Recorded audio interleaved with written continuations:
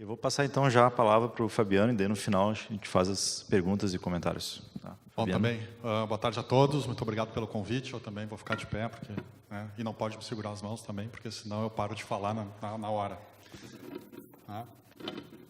Muito bem. Continuando o assunto, então, que o Dilenburgo introduziu brilhantemente, como sempre, né? Já conheço o Dilenburgo há anos. É um tempo, né? Tínhamos franja. Então, a minha incumbência no painel é tentar instanciar com um exemplo prático de projeto que envolve a universidade e empresas relacionados com a indústria 4.0. Então, o que eu vou falar brevemente nesses 15 minutos é como nós podemos instanciar isso que o Dilenburgo comentou, essas premissas, esses conhecimentos que eu tenho, em um projeto aplicado a uma indústria aqui. Então, quando eu estou falando de indústria 4.0, o Dilenburgo ressaltou, né, esses pontos. Às vezes a gente confunde um pouco que há pelo menos 40 anos, há 50 anos, a gente faz automação e controle.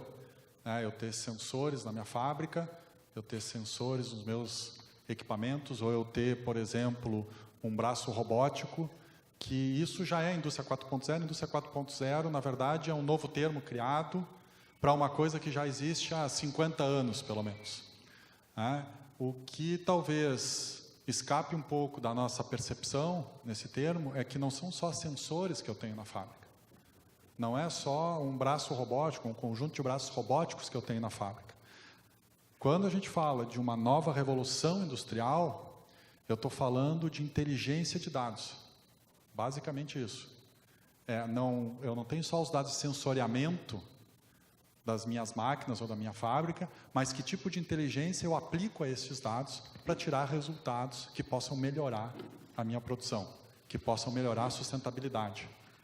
Então, isso envolve diferentes áreas do conhecimento. Também não é uma coisa só, isso é uma coisa do pessoal de TI, isso é coisa de engenheiro, de cara de computação. Isso envolve diferentes áreas. A introdução desse novo paradigma não é só uma coisa de gente de tecnologia. Então, isso envolve, por exemplo, tem uma questão muito simples que envolve todo o pessoal da área do direito, por exemplo, da área jurídica da empresa. Então, se nós formos pegar, por exemplo, e eu tenho um carro autônomo dentro da minha fábrica, que ele está percorrendo alguma coisa e chega a causar algum tipo de acidente, a quem eu imputo essa provável culpa? Quem desenvolveu o software que deixou esse carro autônomo, essa empilhadeira autônoma? É a fábrica mesmo, em última instância, o dono da fábrica. E eu tenho uma questão jurídica muito séria. E é uma questão jurídica que aparece muito no estudo do BNDES, nos quatro setores prioritários. Então, eu envolvo o setor jurídico. Eu envolvo o aspecto social e psicológico da empresa.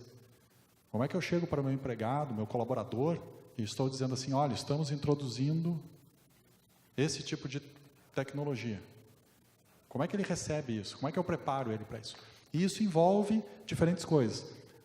A IoT, eu posso ver como um conjunto de sensores que provém dados em tempo real e, em cima disso, eu vou tirar algumas conclusões.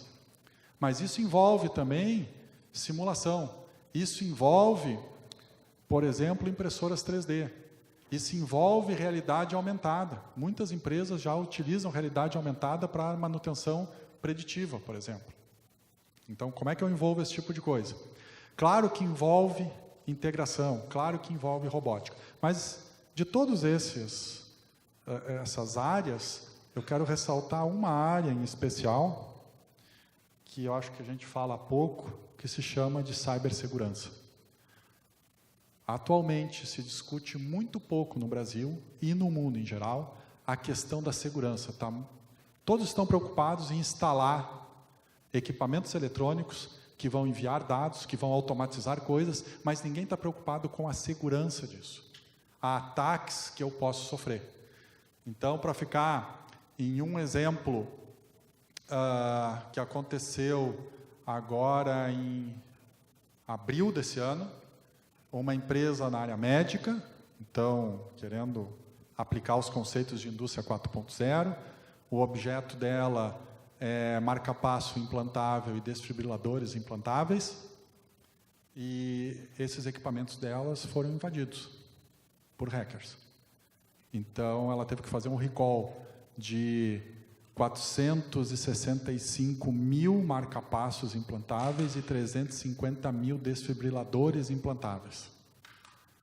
E eles invadiram, não para que aquilo ocasionasse, por exemplo, um choque no desfibrilador e o músculo fatigasse. O que é mais comum hoje, quando se implementa esse tipo de sistema, é o que a gente chama de Denial of Sleeping, que casualmente a sigla é DOS, assim como Denial of Service, só que não é de service, é de sleeping. E o que a pessoa faz? Simplesmente ela coloca um código que vai consumir a capacidade computacional daquele dispositivo e vai fazer com que a bateria seja consumida o mais rápido possível e ele fique sem energia para continuar operando. Como a maioria dos dispositivos que nós colocamos não estão ligados diretamente à energia elétrica, eles estão em bateria, eu consumo a bateria e ele desliga.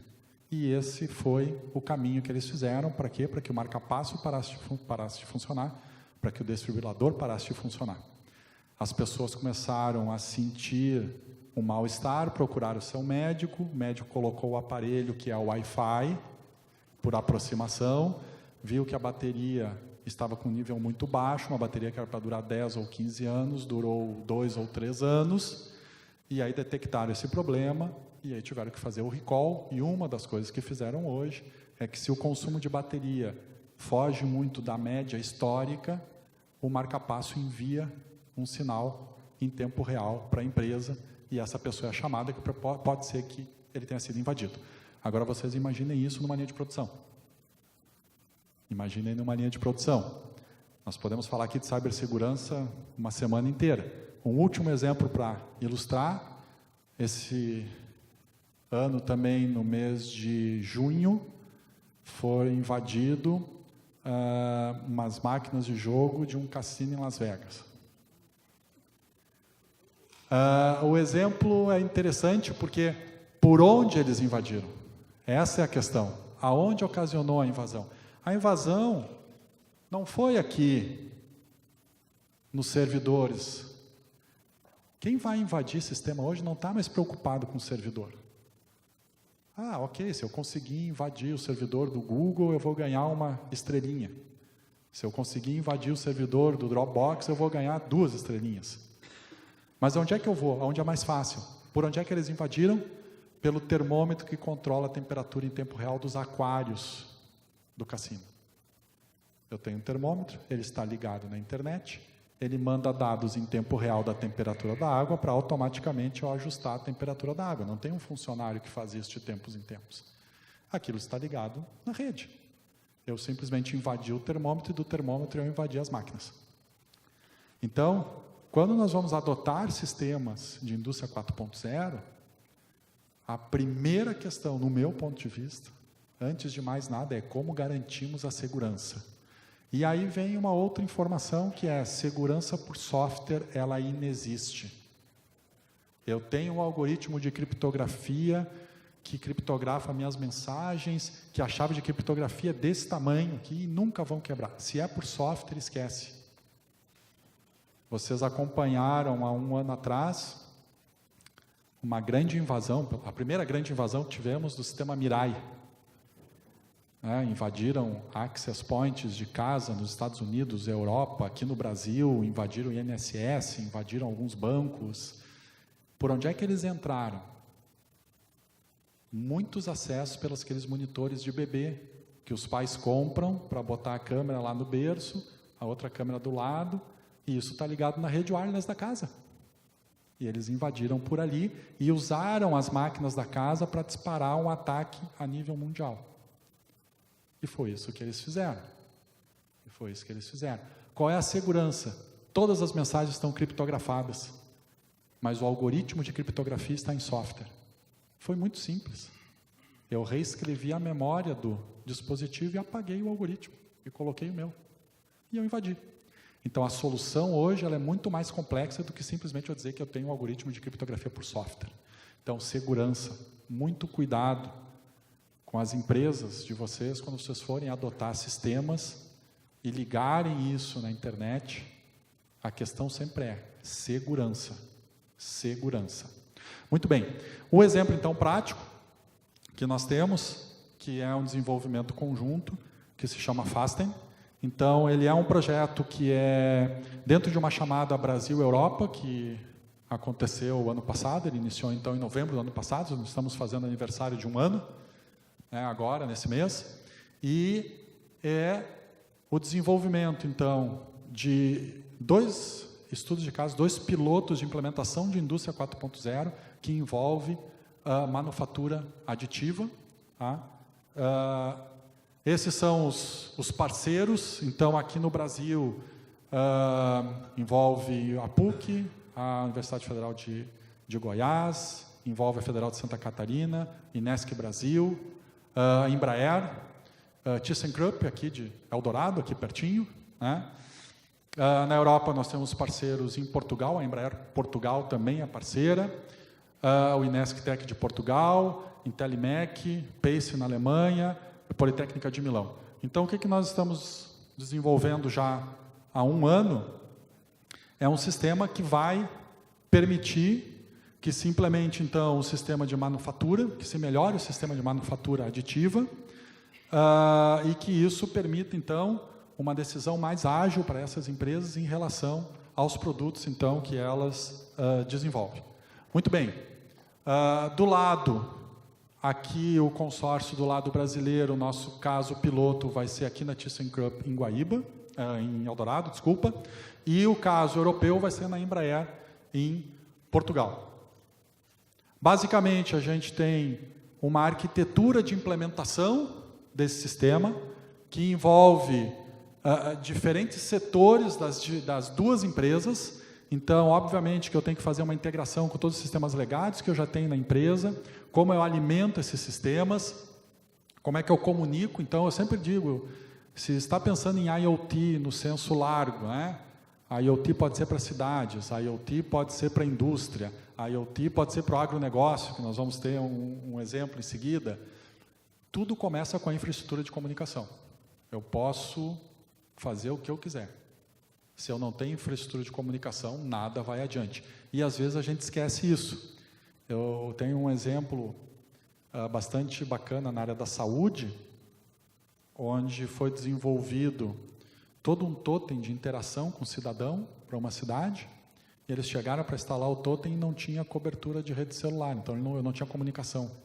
Eu não tinha fibra ótica, eu não tinha celular, eu não tinha rede, eu não tinha nada. Se gastou alguns milhões para desenvolver aquilo e aquilo não pôde ser instalado, porque não tinha infraestrutura de comunicação. Então, eu quero fazer alguma prova de conceito na minha empresa sobre indústria 4.0. A segunda coisa depois da segurança é, temos infraestrutura de comunicação para isso? E vai suportar o tráfego de dados que eu vou ter dentro da minha empresa para esse tipo de coisa ou não? Senão não adianta a gente ficar pensando em maravilhas que a gente consegue fazer e eu não consigo trafegar com os dados. Então, tem uma arquitetura definida para isso. O overview do Fasten envolve, obviamente, uma parte toda de simulação, de ferramenta de otimização. Por exemplo, no caso, ThyssenKrupp vai envolver plataformas, impressão 3D de peças. Então, a Thyssen já identificou que peças do elevador eu posso fazer essa impressão, e o problema deles é bem simples, e eu conto em 1 minuto. O parque legado de elevadores no Brasil vai a 70 anos, mais ou menos. Né? A gente ainda encontra prédios que tem aquele elevador né, daquela pantográficazinha que fecha. Então, os síndicos, eles não mudam esse elevador. E esse elevador, obviamente, precisa de manutenção. As peças se desgastam. Vamos pegar um caso bem simples, o botão que eu chamo elevador. Quando esse botão quebra, entra uma ordem para a Thyssen em Eldorado enviar um botão, por exemplo, para São Paulo. Eu não tenho esse botão. O fornecedor não faz mais esse botão. Há mais de 20 anos ele não faz mais esse botão, porque o modelo mudou, a linha de produção dele não faz mais isso.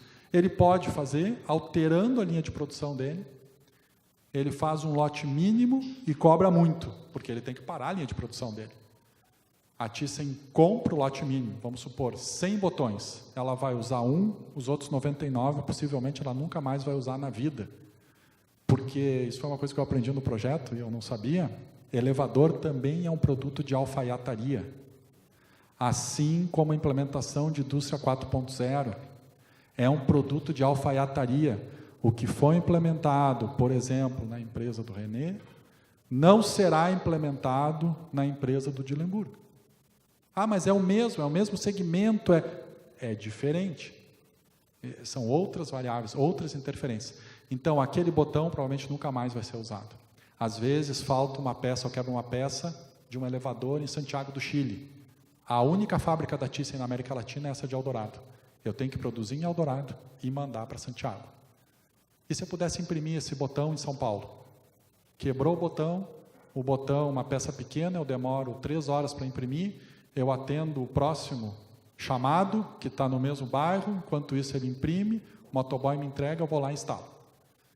Ao invés de eu mandar fabricar a peça de Santiago do Chile em Guaíba, eu tenho um parque de impressão credenciado em Santiago, onde eu disponibilizo os modelos virtuais, uma biblioteca virtual com modelo, e o meu credenciado lá imprime e eu faço o delivery em 1 semana, ao invés de hoje, que eu demoro de 3 a 4 meses para entrar em produção, eu tenho que imprimir, certificar e fazer a logística para chegar em Santiago. Enquanto isso, o elevador está parado. Elevador parado, eu tenho multa no contrato. Caso semelhante acontece com a Embraer.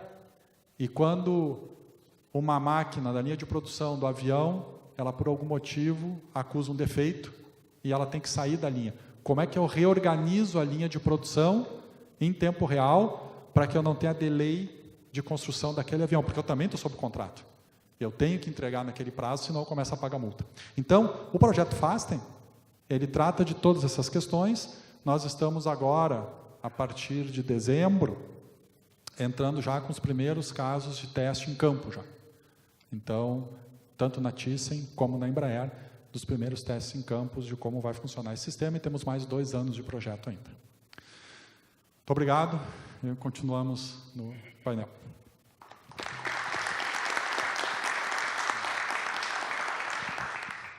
Obrigado, Fabiano. Só um parênteses aqui, porque nós trabalhamos juntos no Fasten. Tem um folheto sobre o Fasten ali na recepção. Na recepção que você pega depois, tem mais informações sobre o projeto, nosso site e tudo mais. Ok, bom.